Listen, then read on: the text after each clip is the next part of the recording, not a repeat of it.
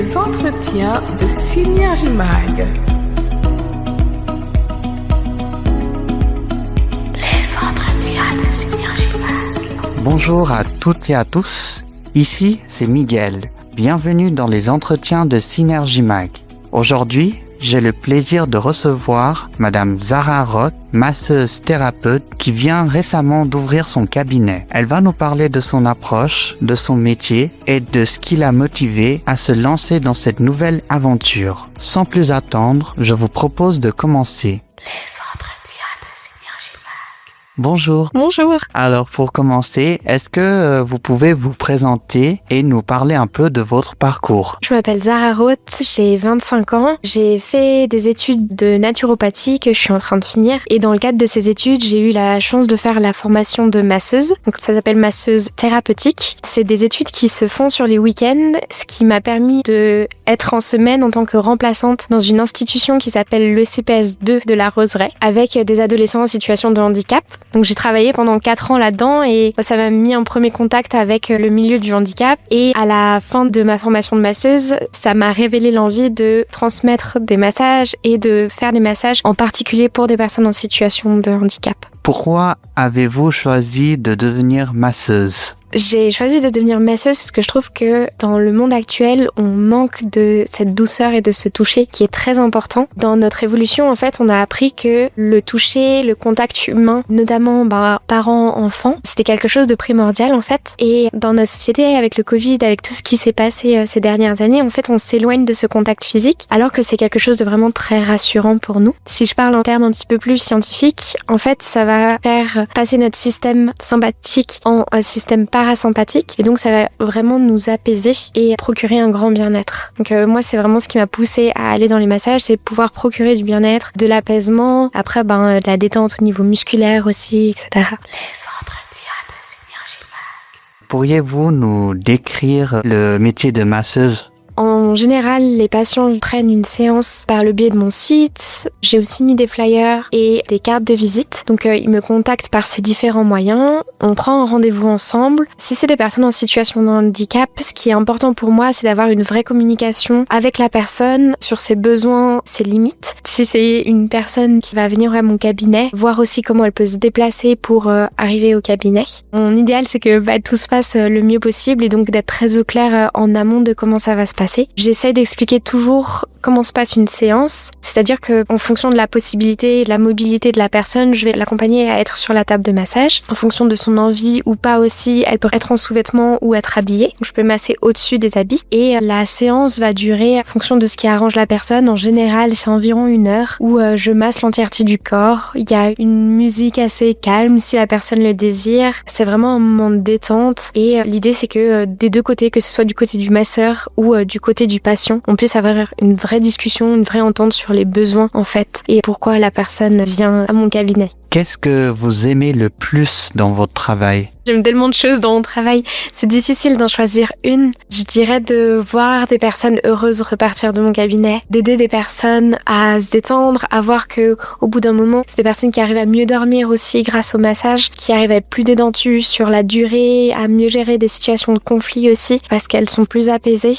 parce qu'elles découvrent en fait comment être un petit peu plus apaisées par le biais des massages. Donc c'est une grande chance d'aimer beaucoup mon travail. Les entretiens de Synergie Mag. Est-ce que vous rencontrez des difficultés dans votre profession? Je pense que la difficulté principale, ça va être la communication qu'il y a à faire autour. Des masseurs, il y en a beaucoup sur Genève. Il y a des spécialités différentes. Moi, je vais faire du massage thérapeutique et classique. Il y en a qui vont faire du massage thaï, il y en a qui vont faire du reiki, il y en a qui vont faire de l'acupressure. Il y a plein de thérapies différentes qui sont un petit peu similaires ou avec la même énergie. Donc, il y a quand même de la concurrence. Et donc, de se faire son réseau, de créer sa patientèle, je pense que c'est ce qui est le plus difficile actuellement. Justement, quelles sont les qualités qu'il faut avoir selon vous pour exercer ce métier? Moi, je pense qu'il faut avoir de la considération à son plus haut niveau de la personne qu'on a en face, de l'écoute et de la douceur.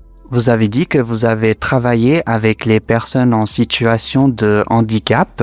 Est-ce que vous pouvez nous en dire plus? Bien sûr, alors je travaille avec des jeunes qui ont entre 12 et 20 ans parce que c'est là où ils doivent partir de l'école. Mon travail, ça a été dans un premier temps pour l'équivalent de aide-soignante. Donc je m'occupais des soins, aider pour les repas, etc. Puis petit à petit, j'ai pris des remplacements qui étaient des remplacements longue durée et donc plus en tant qu'éducatrice ou enseignante en fonction des besoins. Je suis dans des classes, j'aide à animer, j'aide du coup mes collègues dans la préparation des cours et puis globalement dans la classe. Qu'est-ce que cette expérience vous a apporté?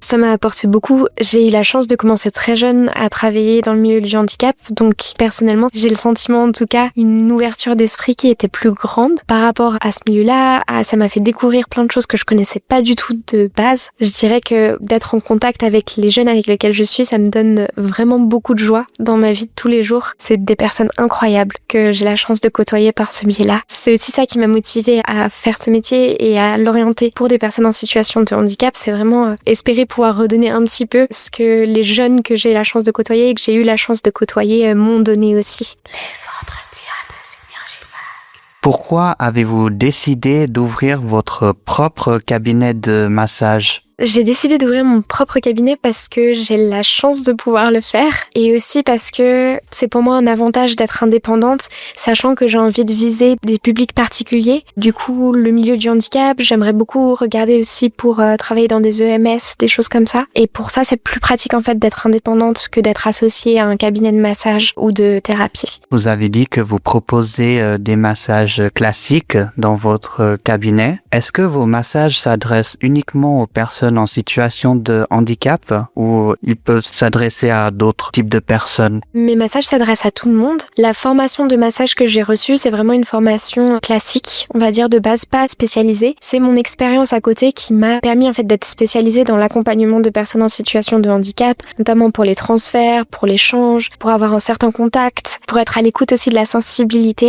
Donc oui, je dirais que c'est plutôt à côté que je me suis formée que directement par ma formation et ma formation, elle s'adresse à tout le monde, simplement un spectre très large. Comment adaptez-vous vos soins aux besoins spécifiques de chaque personne? Par la communication. J'essaye au maximum du coup d'être en contact avec les personnes que je vais masser, soit des personnes en situation de handicap ou pas, pour qu'elles puissent m'exprimer leurs limites et leurs besoins. J'ai vraiment à cœur de, si c'est une personne en situation de handicap et qu'elle peut pas forcément verbaliser ce qui est bien pour elle ou me l'écrire ou me l'expliquer d'une manière ou d'une autre, pouvoir discuter avec le ou la personne qui est sa référente pour faire les choses le mieux possible. Dernièrement, il y a eu une situation où il y avait une personne qui avait été massée qui n'aime pas être massée à la tête, qui ne pouvait pas le verbaliser et j'ai eu la chance de pouvoir le savoir par son référent ou sa référente qui dans son dossier avait noté ça. Donc moi, c'est quelque chose qui est vraiment important. Si la personne n'est pas en possibilité de communiquer, peu importe le moyen, d'être en contact avec son ou sa référente pour voir les endroits où moi je dois être attentive et voir les limites aussi et comment la personne peut exprimer ses limites et être en douceur par rapport à ça. Les entretiens de Synergie Mag. Quelle est votre propre vision des personnes en situation de handicap?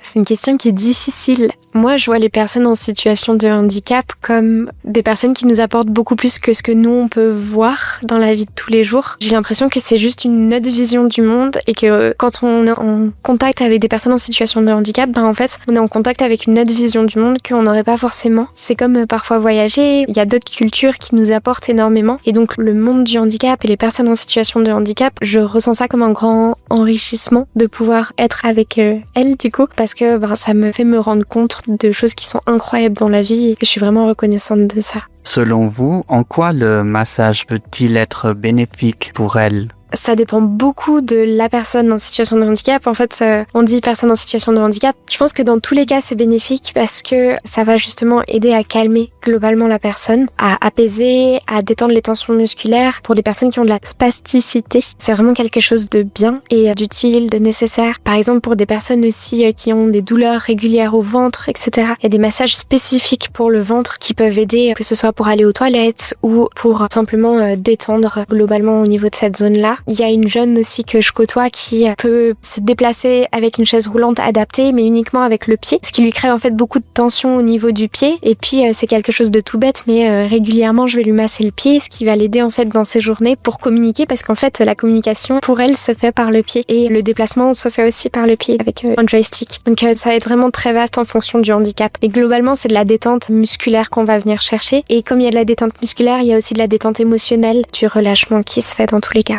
Les entretiens de Synergie Mag. Quelle formation avez-vous suivi? J'ai suivi une formation qui est faite par Esclarmonde. C'est une école qui donne diverses formations, dont celle de naturopathie, des formations de nutrition aussi, et la formation de massage thérapeutique et classique que j'ai suivi. Comment s'est passée votre formation? La formation, elle se passe sur les week-ends. On a de la chance d'être en petit groupe de 15 et ce qu'on faisait, c'était en général un mélange entre de la théorie, donc des cours d'anatomie, et de la pratique où on venait se masser entre nous. Donc on a eu beaucoup de pratique et puis à la fin, on a eu un examen de pratique. Donc on massait et on était observé pendant qu'on massait et un examen théorique où on devait répondre à des questions. Quel conseil donneriez-vous à quelqu'un qui aimerait devenir masseuse ou masseur? Je dirais de le faire par plaisir.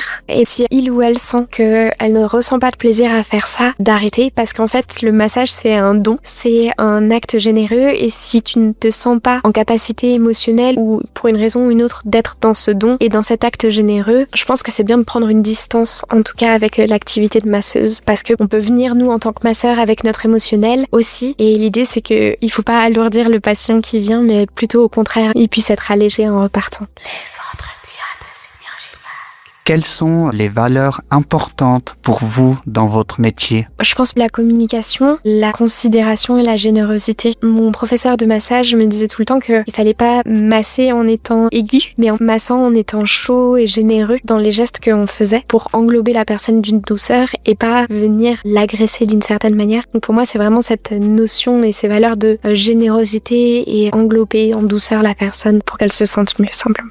Que souhaitez-vous transmettre à travers vos massages? J'aimerais transmettre du bien-être. Dans mon idéal, ce serait que la personne puisse se rendre compte qu'elle est importante. Parce que aller se faire masser, c'est aussi un acte d'amour envers soi-même. C'est reconnecter à son corps. C'est se rendre compte que quelqu'un nous touche et nous apporte de l'amour aussi. Ce serait que la personne puisse apprendre à s'aimer et ressortir plus détendue. Qu'est-ce que vous aimeriez que les personnes ressentent après avoir reçu un soin chez vous? Qu'elle puisse être détendue, qu'elle puisse se sentir plus détendue, qu'elle puisse se sentir prise en considération, qu'elle puisse être plus légère dans leur vie en ressortant d'un massage. Et si c'est pas être plus légère, en tout cas avoir un apaisement au fond de soi et de se sentir bien. Les entretiens de Synergie Mag. Est-ce que vous avez des passions ou des loisirs en dehors de votre travail? Je fais du sport. En ce moment, je fais de la course à pied et du yoga. J'aime beaucoup dessiner aussi et j'aime vraiment beaucoup aller en montagne. Qu'est-ce qui vous motive en général au quotidien? Transmettre de l'amour, c'est ce que j'aime faire au quotidien. C'est pas forcément tous les jours évident. C'est ce qui me motive. J'ai l'impression que c'est ce pourquoi je suis ici, c'est d'essayer du mieux que je peux de transmettre de l'amour et de la douceur autour de moi. Avez-vous un message à faire passer ou un mot pour conclure? Je suis hyper reconnaissante d'avoir été interviewée. Je suis très touchée et contente de la qualité des questions. J'espère que ça aura pu parler à certaines personnes qui nous écouteront. N'hésitez pas si vous voulez apprendre un rendez-vous ou au moins qu'on puisse discuter de la prise d'un rendez-vous, de vos questionnements, etc. C'est avec grand plaisir et vraiment un grand merci pour l'écoute et puis pour les questions. Merci beaucoup. Je trouve que vous avez beaucoup de douceur et beaucoup de passion pour votre métier de massage. Comme vous le dites au début, le monde a besoin de la douceur et beaucoup de chaleur. Et je pense que les massages sont une des choses qui sont faites pour ça. Merci beaucoup, ça m'a beaucoup touché cette interview. Moi aussi, merci beaucoup à vous. Je vous souhaite beaucoup de réussite dans cette nouvelle étape. Merci beaucoup. Les entretiens de Synergie Mag.